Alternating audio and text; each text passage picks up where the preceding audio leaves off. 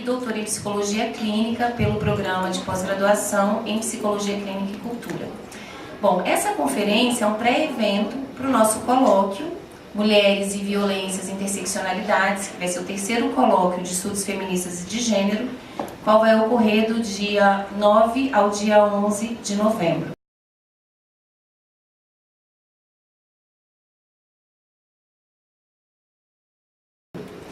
Para abrir, antes a gente vai passar um vídeo que também foi produzido em parceria com o TJ-DFT, o Ministério Público, a Secretaria de Saúde e o Grupo Saúde Mental e Gênero. Gostaria de agradecer a presença de vocês e da nossa diretora do Instituto de Psicologia, a doutora Vânia Cristina Souza, pelo apoio irrestrito, inclusive para conseguir o auditório. Tá?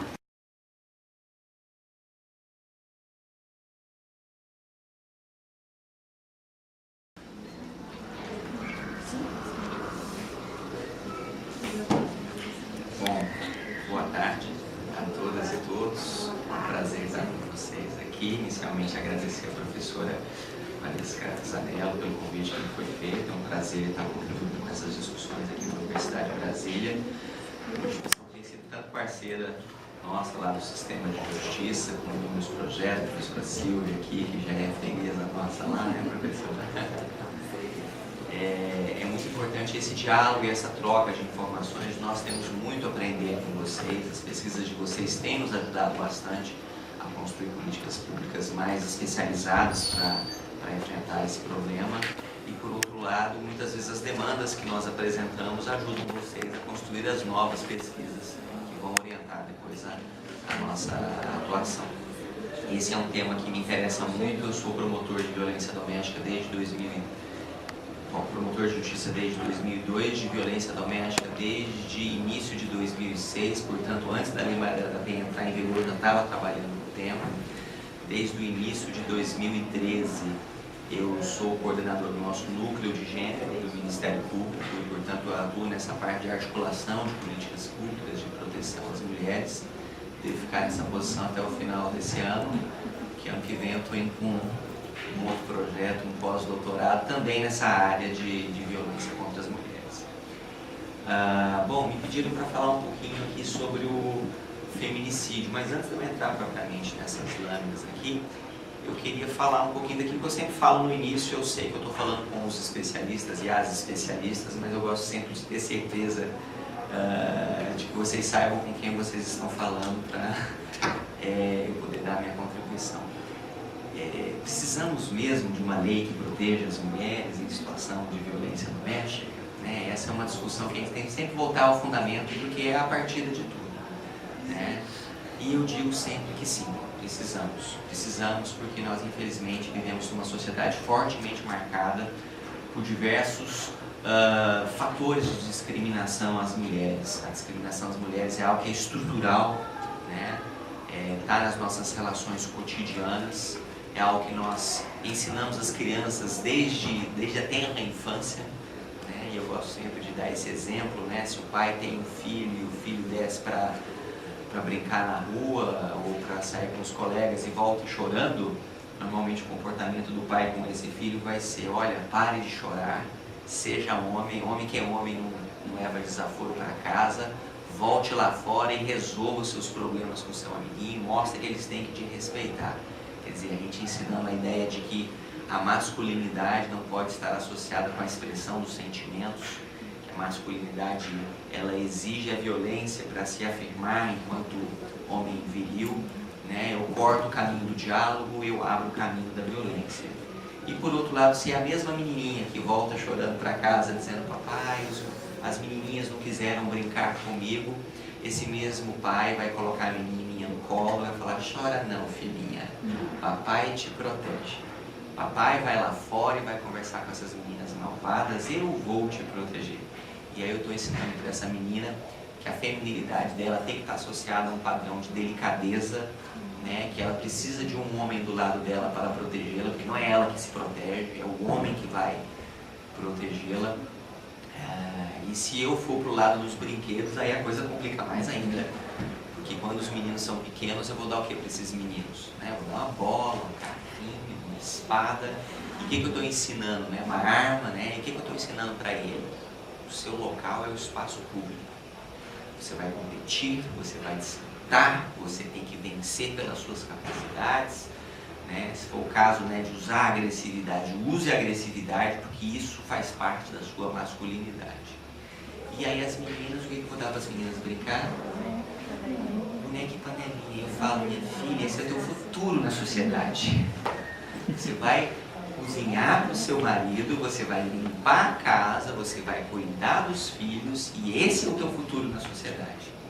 E se a gente vê por um acaso um menino brincando de bonequinha, aí a gente fala, para pelo amor de Deus, porque senão vai virar homossexual.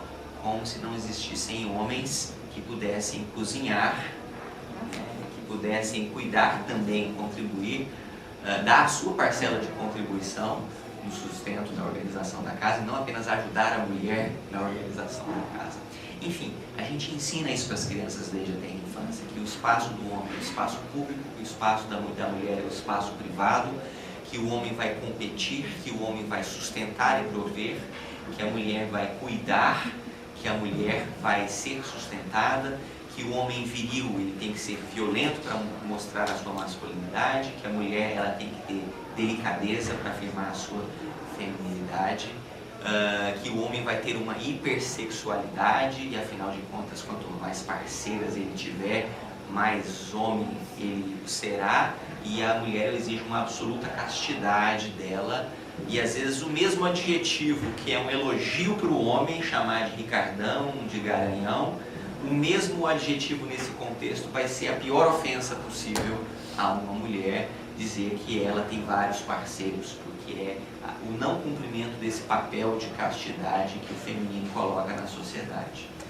A ideia de que o homem é o dono e ele tem que colocar ordem, né? A manutenção da ordem é um papel masculino, e a ideia de que a mulher ela tem o papel de agradar o homem, né? E essa visão de que a mulher é um objeto de desejo, né? E que em certa medida ela usa da sedução como instrumento de afirmação, porque a sedução é o poder da mulher de conquistar.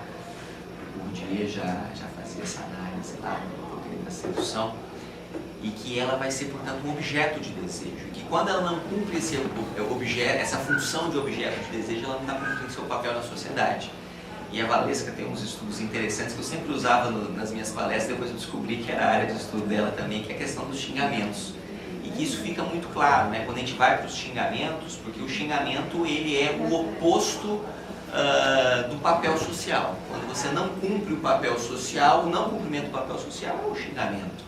Então, se a gente analisa os xingamentos que são atribuídos aos homens, a gente vai verificar que o pior xingamento que normalmente eu atribuo a um homem não é equiparar ele a um comportamento homossexual, como se o homossexual fosse o anti-macho, né? É o homem que poderia ter cumprido seu papel de macho, mas decidiu não cumprir esse papel de masculinidade. Questiona a virilidade dele, ainda que ele não seja, e o que eu saiba que ele não é, mas chamar ele de homossexual é ferir a virilidade, o cumprimento desse papel de macho.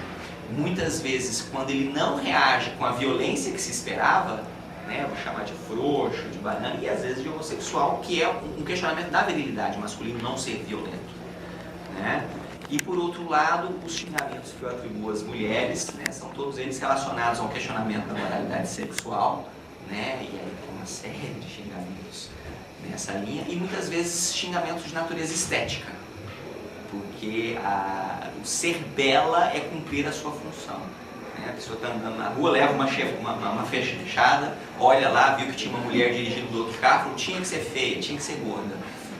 Tem a ver a estética com a fechada, mas é a ideia de que não cumpre o seu papel na sociedade. E aí, só voltando para os homens, para eu chegar onde eu queria chegar, um dos outros xingamentos, que é um dos piores que eu posso atribuir aos homens, é o xingamento de corno. Segundo a sociedade que está aí colocada, de todos os cornos tem um que é o pior de todos, que é o tal do corno manso. Vamos lá, né? Uma teoria psicológica do corno manso. O que é o corno manso? Corno corno é o homem que não foi macho o suficiente para assegurar a fidelidade da sua fêmea. Quando uma mulher rompe a relação com um homem, ou eventualmente tem um caso extra-amoroso, é como se isso fosse uma ofensa à virilidade daquele homem. Eu estou questionando, inclusive, a potência sexual desse homem. Porque o homem que é homem, a mulher não queria jamais sair dos pés dele. Se ela está querendo sair dos pés dele, ele é um corno. É um homem que não é macho o suficiente. E quando eu digo que ele é um corno manso, eu estou dizendo que esse homem não reagiu com a violência que a sociedade esperava que ele reagisse diante de um questionamento da sua masculinidade.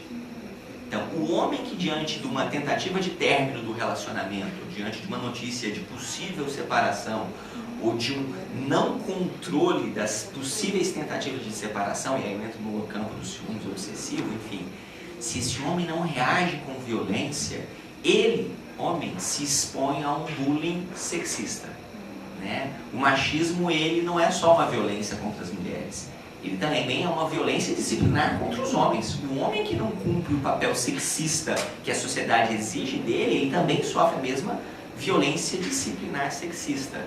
Portanto, quando tem uma tentativa de ruptura de um relacionamento, ou enfim, qualquer trauma nesse relacionamento, e o homem, entre aspas, perde a cabeça, e por amor, né, xinga, ameaça, agride, empurra, enfim, nunca é um comportamento biopsicológico, né? A patologização da violência contra as mulheres é um risco muito sério, porque a essência do problema não é biopsicológico, a essência do problema é sociocultural. Quando esse homem perde a cabeça diante do momento que a mulher chega para ele e fala: olha, foi bom quanto durou, mas não está sendo legal, não quero mais a quantidade dessa relação, e aí ele reage com violência diante dessa tentativa de ruptura de relação, não é um comportamento dele, do João, é um comportamento que foi ensinado a ele e a ela desde a tenra infância, de que tem um papel para o homem, de que tem um papel para a mulher, e que a mulher é propriedade do homem, o homem tem que manter a ordem sobre a sua mulher, né? E que a mulher está lá para servir a ele. Por isso que a gente tem que entender que as violências contra as mulheres, né, a temática do feminicídio, ele é só a violência extrema, é o cúmulo de uma sequência de violências que vão se acumulando a vida inteira e que vão acabar lá com como diz lá a Débora Diniz, né, a matança das mulheres, né, essa matança, daqui a pouco eu vou trazer as estatísticas. Mas na verdade ela é o fim de um caminho. Eu tenho que trabalhar não só no fim do caminho, eu tenho que trabalhar desde o início, e isso passa, temos que punir os homens que praticam as violências, ok, estamos lá para fazer isso. Temos que dar atenção às mulheres para que elas tenham espaço acolhedor para denunciar a violência, sim, estamos trabalhando nisso. Mas acima de tudo, temos que trabalhar com a educação. E aí eu fico muito feliz de estar na Universidade de Brasília, né, essa casa da educação, porque no fundo eu preciso reconstruir, né, esse conjunto de representações socioculturais que normalizam essas inúmeras formas de violências contra as mulheres. E aí, para enfrentar isso, eu necessariamente vou precisar entrar nas escolas, né, e discutir igualdade de gênero nas escolas. Por igualdade de gênero eu quero dizer, né, essa igualdade de direitos, não apenas formal, mas acima de tudo material, entre homens e mulheres, a reconstrução da cultura sobre novas bases, que aceite as diversidades e que, acima de tudo, que consiga respeitar, enxergar na mulher não apenas um objeto de desejo sexual, mas sobretudo um sujeito de direitos, e que enquanto tal tem que ser reconhecido e respeitado, né? Então, enfim, essas violências contra as mulheres, elas se manifestam em inúmeros aspectos da vida. A gente costuma falar muito de Lei Maria da Penha, de violência doméstica contra a mulher. Como eu disse, a violência letal está ali, no âmbito doméstico. A gente fez uma pesquisa aqui com o Instituto Anis, pegamos todos os casos de homicídios de mulheres de 2006 a 2011 e fomos analisar o que aconteceu, quais eram esses homicídios de mulheres, quais foram as consequências. E a pesquisa revelou que cerca de 40% dos homicídios de mulheres acontecem dentro de casa pelas mãos dos maridos, companheiros, namorados ou respectivos ex. Ou seja, uma quantidade expressiva e significativa das mortes violentas de mulheres ocorrem exatamente no lugar onde elas deveriam estar protegidas, dentro de casa, né? Aliás, tem gente que até brinca que às vezes a mulher está mais protegida na rua do que dentro de casa, porque dentro de casa elas estão sendo assassinadas. É claro que é uma figura de linguagem, porque também na rua ela se expõe a uma série de outras violências, como, por exemplo, né, aquilo que a gente tem discutido aí muito recentemente, a chamada cultura do estupro, né, que é uma normalização de violências às mulheres, como se uma mulher andando sozinha às 11 horas da noite na rua fosse uma mulher que está pedindo para ser estuprada, porque afinal de contas, né, mulher sozinha às 11 horas da rua deve estar pedindo por alguma coisa que não era papel social da mulher. Ela tá, o homem não, o homem pode ir, pode fazer o que ele quer, o homem tem liberdade, a mulher não tem essa liberdade, né, de andar sozinha. E aí a gente vai fazer aquelas famosas associações de honestidade, né? O valor de honestidade para o homem, né, o homem honesto. O que é o homem honesto? É um homem que trabalha e paga as suas contas. E a mulher honesta? A mulher honesta é aquela que não trai o seu marido, que é fiel e que não fica andando sozinha 11 horas da noite pela rua. Porque se ela está sozinha na rua 11 horas da noite, ela deve ser uma mulher honesta, né? Então, essa normalização da cultura, do assédio às mulheres, né, inclusive aqui no ambiente universitário, né, o assédio sexual às mulheres no ambiente universitário é um problema sério, né? Trotes sexistas que são aplicados às mulheres, né, levam as calouras para uma festa e abusam da experiência delas, né, e elas na intenção de se entrosar no ambiente universitário, às vezes permitem atos que em outras circunstâncias não permitiriam. Isso é violência contra as mulheres, né? A ideia de que você pode levar as mulheres, né, para as festas e assediá-las sexualmente e eventualmente ela já está lá quase embriagada e a pessoa não tem um parâmetro ético de que naquele contexto uma relação sexual não é lícita, porque se ela não tem capacidade de consentimento, né, não é lícito. Não é apenas reconhecer que não é não. Eu tenho que dar o segundo passo. Eu tenho que reconhecer que só o sim é sim. Né? Não é apenas ela não ter dito não, que então não tem problema. Não, eu tenho que ter certeza que ela disse sim. Se eu não tenho certeza que ela disse sim, eu estou assumindo o risco de praticar uma violência sexual. E se depois ela reclama, realmente eu tenho ali uma violência sexual, né? Eu tenho violência contra as mulheres quando elas estão sistematicamente subrepresentadas nos espaços de poder, né? E quando eu tenho uma quantidade pífia de mulheres no parlamento, né? Quando eu tenho uma presidente da República, eu não vou entrar na discussão partidária, mas o que eu quero discutir é a forma como eu trato a mulher quando eu tenho uma crítica a fazer a ela. Não são as mesmas críticas que eu dirigiria se fosse um homem naquela posição. Poderiam ser várias críticas, mas não dessa forma. É uma violência contra as mulheres. Tem violência contra as mulheres nas relações de trabalho, quando as mulheres são sistematicamente subrepresentadas nos espaços de direção e de chefia. Né? Quando há um maior desemprego das mulheres, mesmo quando elas têm uma maior formação e uma capacitação que os homens, salários menores para as mulheres para exercer a mesma função, às vezes com capacitação superior, elas têm um salário inferior, e o dia que abre um cargo de gerente ou de diretor, que sempre se constrói os cargos do masculino, né? É gerente e diretor, né? Não gerente e diretora, né? Aí eu tenho duas pessoas, um homem e uma mulher, e para quem eu vou dar o cargo? Vai ser sempre para o homem, porque se precisar ficar até mais tarde, o homem não vai pedir para sair mais cedo para levar os filhos no médico ou na escola, porque isso é a função da mulher. Esse homem tem uma mulher dentro de casa que o libera para o espaço público. A mulher não, ainda que ela se lance para o espaço público, ela não conseguiu se liberar dos seus encargos do espaço privado, e aí tem uma dupla, eventualmente uma tripla jornada de trabalho, né? Então, a violência estética, né, que eu sempre menciono, né, nós temos um padrão de beleza que é idealizado para as mulheres que simplesmente não se exige dos homens, né? E aí eu vou falar que é dos carecas, que elas gostam mais, uma barriguinha ali dá um charme, né? O homem quando fica grisalho fica tão bonito, né?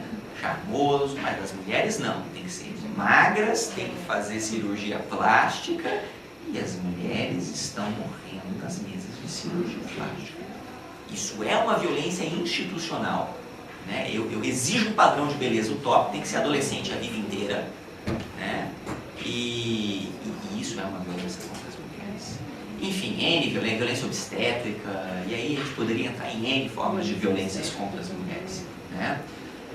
Mas a gente está aqui para falar de uma das modalidades, das diversas violências contra as mulheres, que é a violência doméstica e familiar. Segundo a Lei Maria da Penha, e aí estava no videozinho que a gente ouviu um pouco antes, nós temos 3 requisitos para aplicar a Lei Maria da Penha. A Lei Maria da Penha pode ser aplicada na violência doméstica, pessoas que moram na mesma unidade, né, de habitação. Violência familiar, pessoas que estão no mesmo núcleo de família, e aí estou falando da família estendida, não apenas do núcleo básico.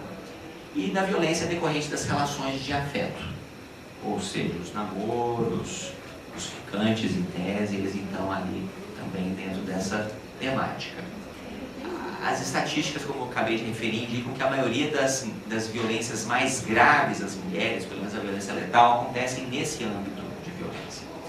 Em março do ano passado, a gente teve a edição da Lei do Feminicídio, né, que trouxe para o Brasil uma nomenclatura que já estava sendo utilizada pelos países da América Latina. Hoje o feminicídio ele é reconhecido pela legislação nas hipóteses de mortes de mulher em contexto de violência doméstica. Mulher morreu em contexto de violência doméstica, automaticamente feminicídio. E temos uma segunda hipótese que ainda está sendo trabalhada na dogmática penal, que é a morte decorrente de menosprezo ou discriminação à condição de mulher. Originalmente, a lei falava em razões de gênero, e aí tiraram o gênero, porque ultimamente gênero virou uma palavra maldita. Né? Às vezes eu brinco que se forem fazer uma lei lá no Congresso Nacional sobre gêneros alimentícios, ela não vai passar. Porque falou de gênero, aí faz um X lá e isso aqui tá fora. Tiraram o gênero, vai colocar pela condição de mulher. Enfim, é algo que a gente ainda está construindo essa segunda hipótese. Quais são essas outras mortes de mulheres, pelo simples fato de serem mulheres, que poderiam ser reconduzidas ao feminicídio? Alguns estudos já têm dado algumas pistas do que seriam isso, né? O tráfico de mulheres, a exploração da prostituição, determinadas formas de trabalho escravo, tipicamente femininas, exploração de mão de obra de imigrantes, eventualmente estupros coletivos seguidos de morte. É possível a gente colocar isso no contexto de violência contra as mulheres, mas o fato é que a gente ainda está terminando de lapidar a dogmática essa aplicação. Então, vamos mostrar aqui algumas estatísticas para a gente falar por que então é tão importante a gente discutir essas violências contra as mulheres. Aqui eu trouxe uma estatística nossa lá do Ministério Público, que são as nossas denúncias oferecidas. Lembrando, denúncia é quando você conclui uma investigação criminal e o Ministério Público dá início a um processo criminal, uma ação penal. Então, é um ato de acusação feito pelo MP depois de uma investigação que foi positiva. Vejam que ano após ano, né, essas denúncias têm aumentado. De 2013 para 2014 deu uma relativa estabilizada na tendência de aumento. Eu não diria que estabilizou porque chegamos no ponto ótimo de denúncias, pelo contrário, e na minha visão pessoal estabilizou porque nós tivemos outros fatores que inibiram as mulheres de continuarem denunciando, como por exemplo a criação no ano de 2014 das chamadas centrais de flagrante. Então agora não é toda a delegacia de polícia que faz prisão em flagrante, só algumas por áreas que fazem prisão. Então às vezes a mulher tem que fazer uma viagem, né, para registrar uma ocorrência e fazer uma prisão em flagrante. Isso estimula a mulher a denunciar. Esse aqui são a quantidade de processos criminais que foram recebidos pelo Ministério Público, né, de ano a ano.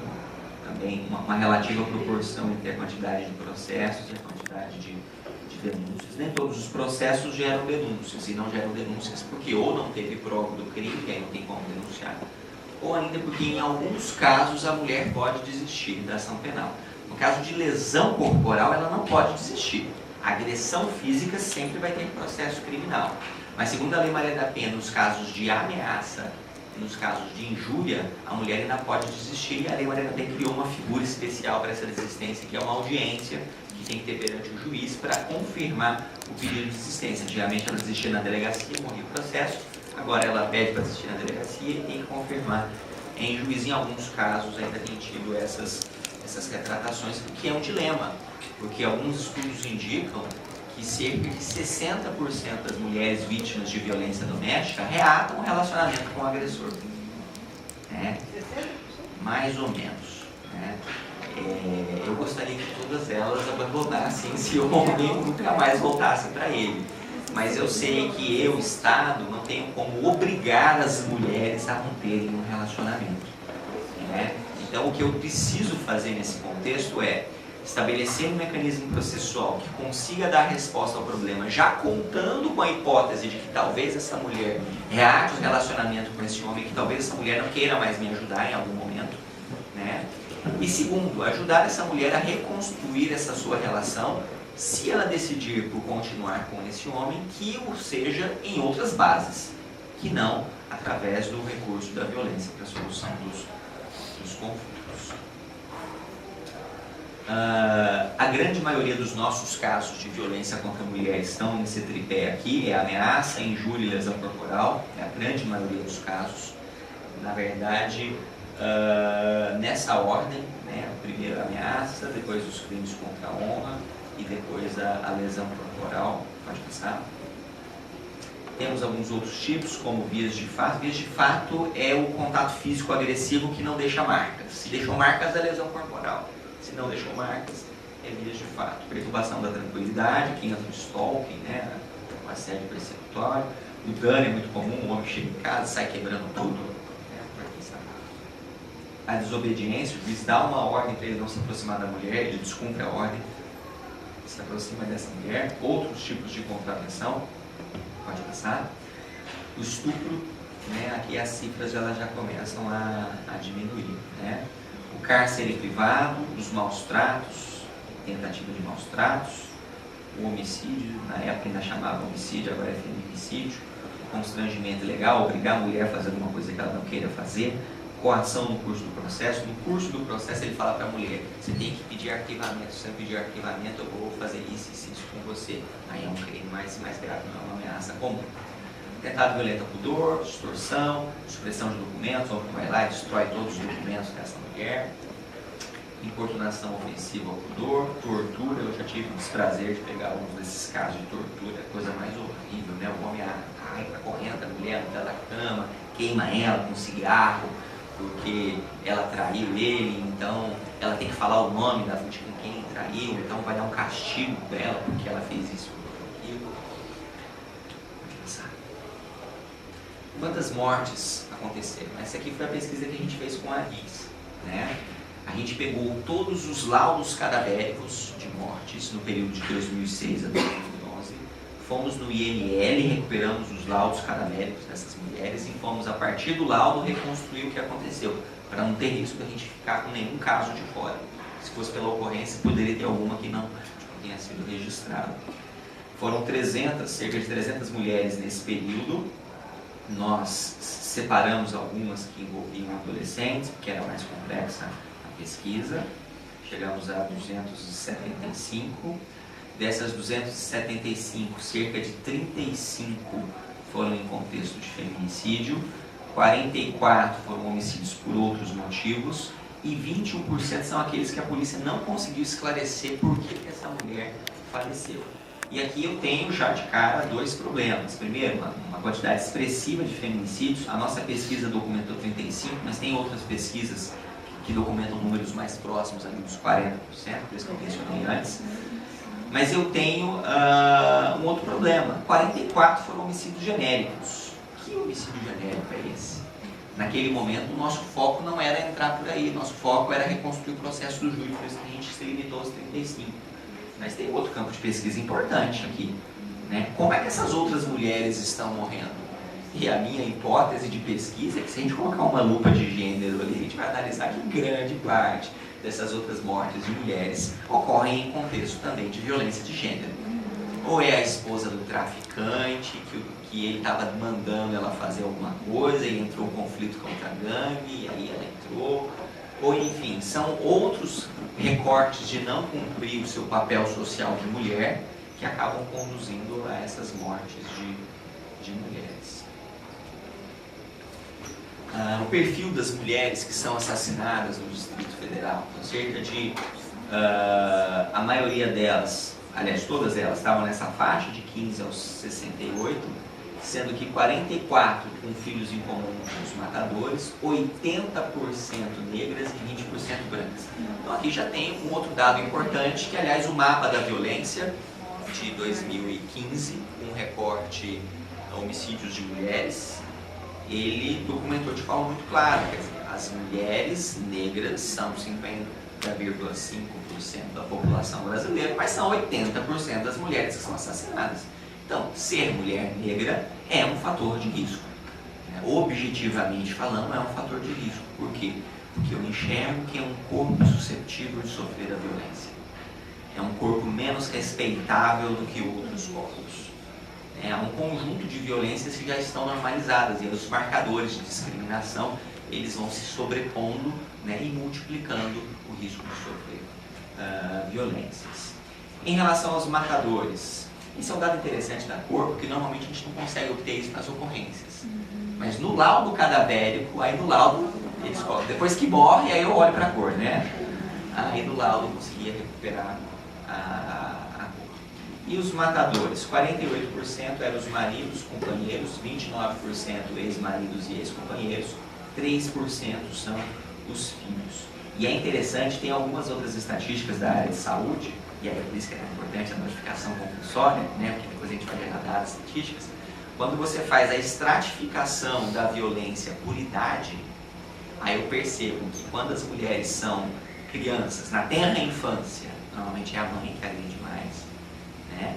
Da segunda infância até a adolescência é o pai, sendo que na adolescência é pai e amigos, né? Na juventude dessa mulher vão ser os namorados, né? Na meia-idade vão ser os companheiros e os maridos, e a hora que ela chega na fase da idosa, aí são os filhos. Aí são os filhos que vão praticar a violência contra essa mulher. Né? Quer dizer, é a ideia de que ela é mesmo um corpo para sofrer violências ao longo de toda a sua vida. Tem sempre um homem exercendo poder sobre essa mulher, e às vezes o pessoal critica, né, a ideia de patriarcado, mas enfim, é tão clara ainda, né, essa ideia de que é sempre um homem com o comando da mulher nas diferentes fases da vida dela. Esse foi um dado interessante da nossa pesquisa, a do feminicídio-suicídio. Foi um fenômeno com uma relativa frequência na pesquisa, né? 12% dos casos nós tivemos o fenômeno do femicídio seguido do suicídio. O cara mata a mulher, na sequência ele se mata. E o interessante é que 50% dos casos em que teve o feminicídio seguido de suicídio, o autor era policial. Então isso aqui abre, né, parece um leque para um outro conjunto de pesquisas, né, de por que os policiais são tão violentos assim com as mulheres, né? A ideia de que dentro da polícia eu tenho uma cultura fortemente marcada pelo machismo, pelo sexismo, né? Que o acesso à arma de fogo é um fator de risco, eu não tenho acesso à arma de fogo, né? Aquele condicionamento ocupacional de exercer a força para manter a ordem, ele faz isso o dia inteiro, a hora que ele chega em casa tem um problema, o condicionamento ocupacional tem um problema, tem que usar a força para resolver esse problema. E me abre um outro leque, eu diria, de nós pensarmos inclusive nos direitos humanos dos profissionais de segurança pública, porque isso é um problema de direitos humanos, eles estão se suicidando depois, não são só as mulheres que estão morrendo, são os policiais que também estão morrendo. Então, para proteger, se não é pelas mulheres, pelo menos sejam pelos policiais. Mas eu tenho que discutir esse tema com eles. Né? Aqui a série histórica, isso aqui já não é a pesquisa da ANIS, que são os dados da nossa Polícia Civil. Né? A quantidade de mortes violentas de mulheres ao longo dos anos, tem lá os seus altos e baixos. Né? Esse ano provavelmente vai ser um ano de altos, porque só no período de 40 dias aí nós tivemos 6 feminicídios, começou com o da Luísa e depois foi seguindo alguns outros, né? Eles fazem depois aqui a análise, tudo isso aqui está na página do Ministério Público, entrem lá no núcleo de gênero, estatísticas, e eu junto as estatísticas da polícia, as estatísticas do MP, as estatísticas da área de saúde, coloco à disposição para quem fizer a pesquisa, está tudo lá fácil, pode passar. As vítimas por faixa etária, então a gente vê lá que a grande maioria das mulheres que sofrem a violência são mulheres jovens. as mulheres jovens de 18 a 24, depois de 36 a 40, quase 50% ali do universo. E a gente vai se perguntar por que são as mulheres jovens que mais sofrem a violência letal. Né? E a minha hipótese seria porque o papel da mulher na sociedade é um papel de objeto de desejo. E o objeto de desejo dentro dessa cultura sexista é a mulher jovem, a mulher bela, em relação a essa que o poder de controle se exerce de forma mais intensa. Para a mulher idosa é mais a omissão e o abandono. Para a mulher jovem é o controle, né? A direção. A questão da raça, essa é a estatística da Polícia Civil. Né? A maioria delas são as pardas. Lembrando que no Brasil, né, é autodeclaração, então normalmente a que se declara parda no fundo é negra, a que se declara branca no fundo é parda, ainda tem uma subrepresentação. Mais recentemente a gente começou a valorizar, né, a autoafirmação. Vítimas por região administrativa, então Gama, Ceilândia, Planaltina e São Sebastião estão disparados lá na frente. Obviamente tem altos e baixos, né, conforme o ano vai tendo as oscilações, mas de forma geral Ceilândia e Planaltina historicamente sempre tem se destacado muito nessas estatísticas letais. Enfim, era mais ou menos isso aqui que eu tinha para conversar com vocês, dar um panorama geral, trazer alguns dados. Poderia talvez fazer uma rodada de perguntas, se alguém tivesse alguma questão. Boa tarde, meu nome é Hilton, sou estudante de biologia. E aí, com todos esses dados interessantes que você trouxe, né, sobre a questão da violência contra a mulher, e trazendo esse dado super legal que começou a ser discutido agora, que é a violência contra a mulher negra. E eu vivo numa comunidade onde, em Brasília, que também é ultra violenta, né, por toda essa questão, sei lá, machista, comunitarista. E eu fico pensando, a gente fica discutindo isso na universidade, né, a gente está na reitoria, com pessoas super estudiosas, isso é muito bom, mas essa informação que é toda trabalhada, ela nunca chega nessas pessoas. E eu fico indignado, porque eu já tive casos de violência dentro da minha família, e aí eu fiquei tentando convencer, inclusive foi uma prima minha, fiquei tentando convencer de ir lá denunciar, até não sabia que eu podia denunciar. E a dó tá tremendo. Só que essas pessoas, elas nunca são informadas. A gente foi discutindo aqui já pessoas de maioria branca, bom que são mulheres, a maioria, isso é hoje. Mas as pessoas, elas não têm esse acesso. Então o Ministério Público, desculpe a minha ignorância, mas já pensou ou pensa em fazer uma divulgação para informar a população que sofre. Então, a maioria das mulheres que sofrem são as mulheres negras. E também o acesso à denúncia, além de criar centros, que é horrível isso, acho que a mulher poderia ter um acesso muito melhor, facilmente perto de casa. Você ainda tem uma polícia que ela é totalmente machista. Então você chega, ela até pensou em ir, só que aí com certeza ela ia chegar lá, ela tem um policial que ia ignorar a violência que ela sofreu, porque ela estava, ela para se defender, ela atacou o marido também. Só que ela sofreu a violência primeiro, e aí você tem essa dificuldade enorme, tanto pela denúncia, quanto pelo anonimato. Ela pensou em ir, só que provavelmente quem ia com ela, o marido dela, pela violência. Então há uma grande barreira, tanto informativo quanto até fazer a denúncia sobre essas mulheres. Então eu queria saber se o Ministério Público já pensou em algumas medidas para facilitar esse acesso à informação e à denúncia. Posso já ir respondendo ou a gente faz uma sequência de umas 3 e eu respondo igual? Pronto, ok. Vamos lá, estou anotando aqui.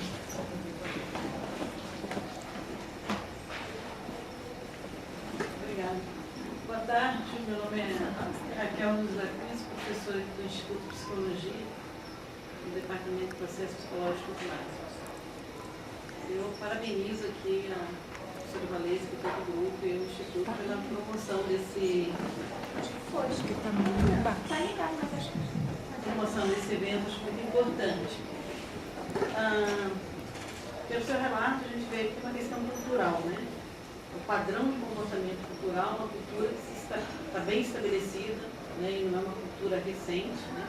Uma cultura que pega aí um processo civilizatório longo, e mudança de cultura realmente é algo muito lento, né?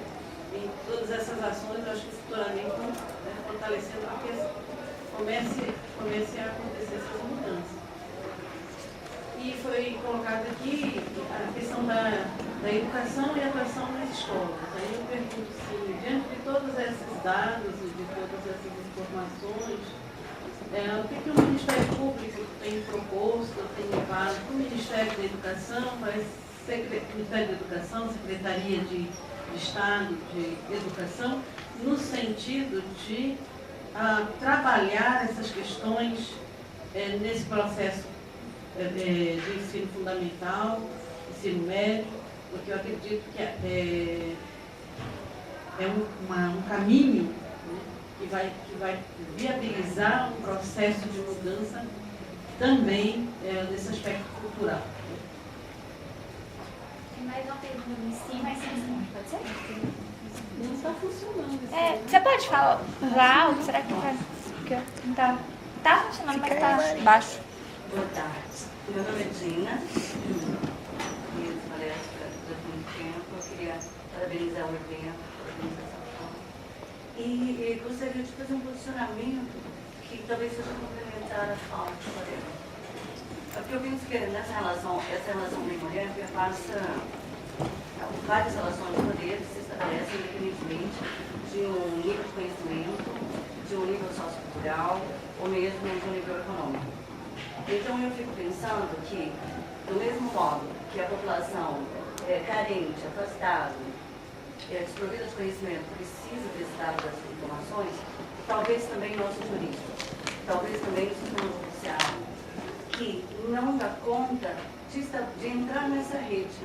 Porque se é uma rede que se estabelece entre diferentes órgãos, eu fico sentindo falta de um dado. O dado de quantas denúncias no final de um processo, após as denúncias do Ministério Público. Eu fico sentindo falta de como o sistema judiciário estabelece essas relações de poder hierarquicamente, institucionalmente. Então, esse para mim é um fator de grande reflexão. Eu gostaria só de colocar na roda. Obrigada. Então vamos lá. Acho que eu anotei todas, se eu esqueci depois alguém me conta. Primeiro, né, a questão de como estimular mais as pessoas a denunciarem, as campanhas de conscientização, de informação.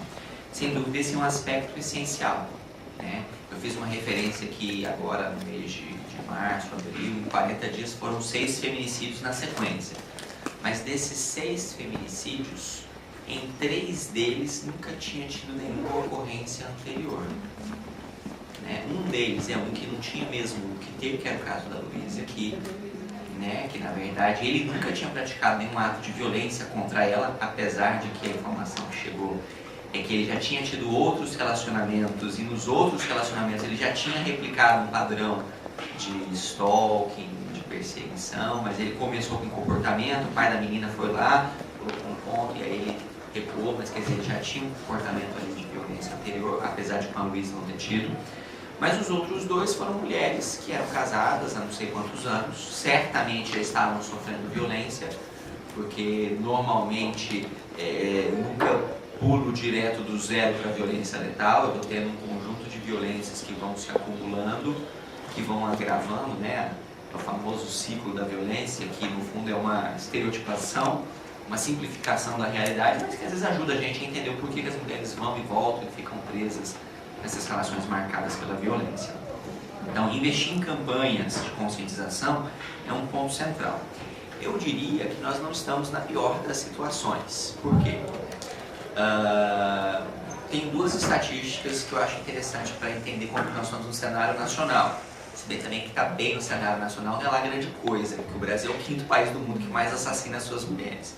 Mas enfim, se nós formos analisar o DISC 180, nós somos a unidade federativa com o maior número de denúncias por habitantes. O número 1 no Brasil em denúncias de violência doméstica é o Distrito Federal. Mas nós fomos no mapa da violência doméstica e analisarmos nas capitais brasileiras qual que é o percentual de feminicídios por habitantes, nós somos a 20ª capital com um total de 27. Então, por que eu estou comparando com os feminicídios? Porque é a violência que tem o menor número de subnotificação. Afinal de contas, a mulher morreu. Aí, quando morre, a gente para contar. As violências, as ameaças, tem as ocorrências registradas, mas fica difícil analisar o que isso significa. Porque tem uma quantidade de cifras ocultas muito grande também nessas violências ordinárias. Então, se nós somos a unidade federativa que mais denuncia e somos uma das que menos assassina as suas mulheres, então, no cenário nacional, significa, na minha visão pessoal, que a gente tem feito um trabalho razoável de estimular as mulheres, que precisamos melhorar muito, porque, como eu acabei de dizer, dos 6 feminicídios, 2 foram mulheres que estavam sofrendo violência e nunca tinham denunciado antes, então também é um ponto importante. A gente tem vários canais para essas denúncias, tem o Disque 180, que tem sido um instrumento importante, a pessoa liga, pega informações, pode fazer a comunicação do crime por telefone. A gente tem tentado trabalhar com as polícias para dar capacitação, é sempre uma resistência muito grande, né? Abrir a caixa preta da polícia e entrar lá, mas temos tido alguns avanços também, mas sem dúvida essa é uma tecla que a gente nunca pode parar de bater, né? Difundir conhecimento, porque conhecimento é poder, poder é cidadania. Tem um aplicativo, desculpa interromper, mas tem um aplicativo também. Sim, tem o Disque 180 no MAP, que aí você baixa o aplicativo, aí tem um testezinho, saiba se você está sofrendo violência, responde as perguntas e aí diz se está sofrendo violência ou não. É bem interessante. Eu acho que é Proteja. Não é só violência contra a mulher, vários tipos de violência, contra criança, adolescente também. Oi? Proteja Brasil, tem contra idoso também. É um aplicativo que você vai selecionando como se fosse público. Você vê o ato e faz a denúncia no aplicativo selecionando os dados. E aí chega direto no central do 180. Exatamente. Enfim, quanto mais portas a gente construir, melhor, né? Isso, obviamente, abrange as campanhas, mas também abrange a gente criar múltiplas portas de entradas dessas demandas. Não é, na minha visão, não deveria ser apenas a delegacia a porta de entrada dessas demandas. Eu tenho que trabalhar na área de saúde, os PAVs e no atendimento clínico, eu tenho que trabalhar na área de assistência social, com CRAS e CREAS, eu tenho que trabalhar na área de educação dentro das escolas, e aí me leva aqui a segunda colocação, né? E a educação? E aí o que nós vamos fazer na área de educação? Aqui no Distrito Federal, em março desse ano, a gente celebrou um termo de cooperação entre o Ministério Público, Tribunal de Justiça, Secretaria de Educação e Secretaria da UFPR. É um projeto que chama Maria da Penha Vai à Escola. E aí a gente tem dado, dentro desse projeto, capacitações aos professores da rede pública para que eles se tornem multiplicadores dessa temática de enfrentamento à violência contra as mulheres nas escolas, né? Tanto para ele ter consciência do problema e replicar isso em sala, né? Não só a violência contra a mulher, a tradicional, mas especialmente também o abuso sexual de crianças e adolescentes, que é um complicadíssimo e que normalmente a escola tem um papel central de diagnosticar e de trazer à luz o problema e fazer a notificação do conselho tutelar e tal. A gente está fazendo curso de circunscrições, tem expandido. Uns 2 meses atrás a gente lançou um curso online que era para capacitar os professores para a gente multiplicar ainda mais esse conhecimento. Na verdade, quanto mais ações a gente tiver, mais a gente consegue ampliar, né? Alguém tocou lá na temática da atuação em rede, né? Esse é um ponto essencial. Ninguém enfrenta a violência contra a mulher atuando isolado. Se eu não trabalhar em rede, eu não consigo enfrentar. E aí, por atuação em rede, eu estou falando saúde, educação, assistência social, polícia militar, polícia civil, Ministério Público, Poder Judiciário, Defensoria Pública, ONGs, faculdades, academia, enfim, é todo mundo junto, né, para a gente conseguir enfrentar o problema. Nós começamos em 2014 um projeto que a gente denominou de Projeto de Proteção Integral à Mulher em Situação de Violência Doméstica. Tínhamos a rotina de fazer reuniões mensais com a rede, com todos esses representantes que eu acabei de falar e mais alguns. E nós construímos, depois de 1 ano e meio de uma rodada de discussões, lentas, né? mas é bom que seja assim porque ficam mais sólidas, né?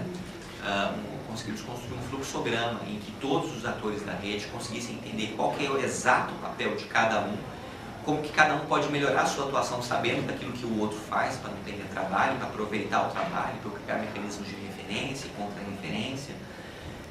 Foi um trabalho bem interessante, está disponível na página do Ministério Público. Em relação às estatísticas, né? Eu tenho estatísticas na área de saúde por conta da notificação compulsória, e aí anualmente eles fazem as estatísticas. Eu tenho estatísticas da polícia em relação às denúncias registradas, os inquéritos instaurados. Eu tenho denúncias do Ministério Público em relação às denúncias oferecidas, os inquéritos recebidos, as medidas protetivas oficiadas, os requerimentos de prisão que foram feitos pelo Ministério Público. Mas você está correta, eu tenho um gap de informação. Essas são as informações do Poder Judiciário. Infelizmente, nós não temos nenhuma estatística por parte do Poder Judiciário. Lá no nosso núcleo de gênero do Ministério Público, fica ali no prédio 7, primeiro andar, salão 44.